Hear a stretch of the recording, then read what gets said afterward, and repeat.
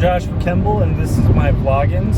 This is the vlog that I do when I'm on my way to where I work as a full-time art director. And yesterday was a funeral for a friend. I'm not going to get too heavy into it, but I will say hundreds of people showed up to this thing that were impacted and their lives were touched by this friend.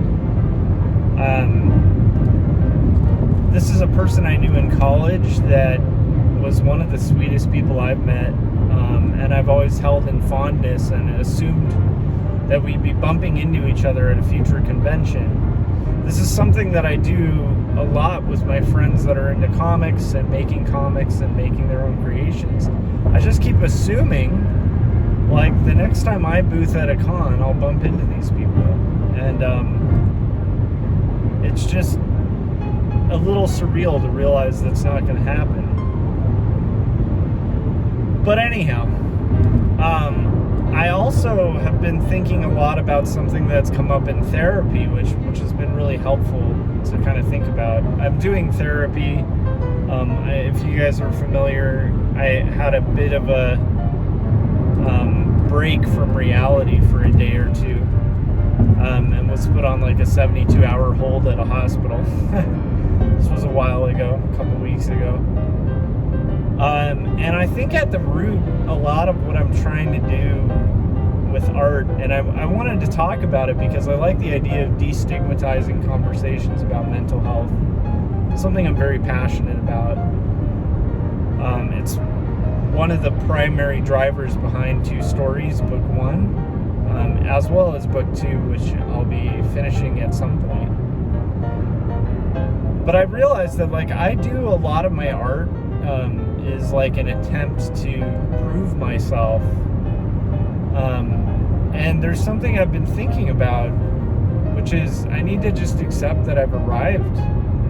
That, like, the destination, because I constantly feel in art like I'm trying to kind of prove something or trying to gain something. When I think about my life right now, there's not much that I need to prove or gain. Like, I have a great wife, I have a really good kid, I have a career that I really enjoy, and I have some book deals, which is, like, incredible. What else should I be vying for, and at what cost? Those are questions that I've been learning to kind of implement. Like, at what cost? But I will tell you this, like, in the aftermath of losing a friend, I've been thinking a lot about mortality too. And I've been thinking about the times in art or in life where I've been ruled by kind of fear. And I don't think it's healthy to be, like, ruled by fear. So anyhow, that's stuff that's kind of going through my brain.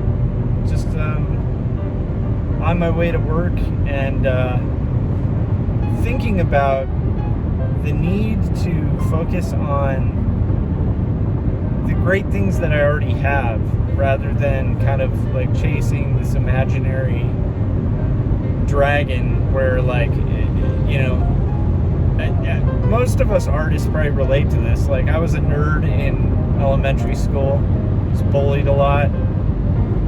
And the one thing, there were two things actually that would kind of give me credibility to people. One was my art, which I was always better at than the bullies.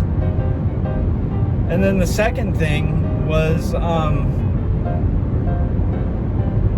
like my wit, like my brain and my ability to quip and come back to people real quick, and humor. I could be funnier than the stupid bullies, and I was way smarter, so I could be cutting and terrible. But it trained me to do two things. One is really, like, start assigning my value in life by my brain and my capacity for thought, and showing my value to people with art.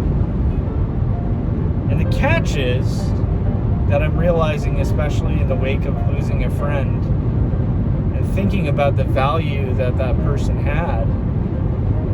I hadn't seen that friend in years. Like I said, I always assumed we'd be at a convention or something together. But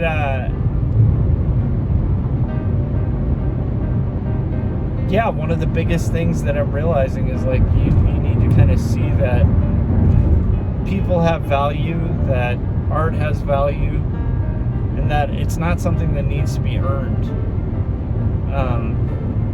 That I have value, and that like when I do art, I need to be doing it for God and for the joy of making art and the joy of making a good book. And also, when I'm making that book, really need to face my fears. On a couple live streams, I've kind of talked about that too. There's really no purpose in being afraid in this life. There just isn't. There's not enough time. And we don't know when we're going to leave. So why proceed forward in fear and caution? So yeah, that's some stuff that's on my mind. I wonder if that hits home for you guys. Is there a part of you guys that is like trying to prove yourself with art? And if so, is that the healthiest reason to make art? I don't know. I think it's not. I think we need to be making art for deeper reasons than just people's approval, or like for some, like I think we need to stop. I should stop saying we and just say me. I think I need to stop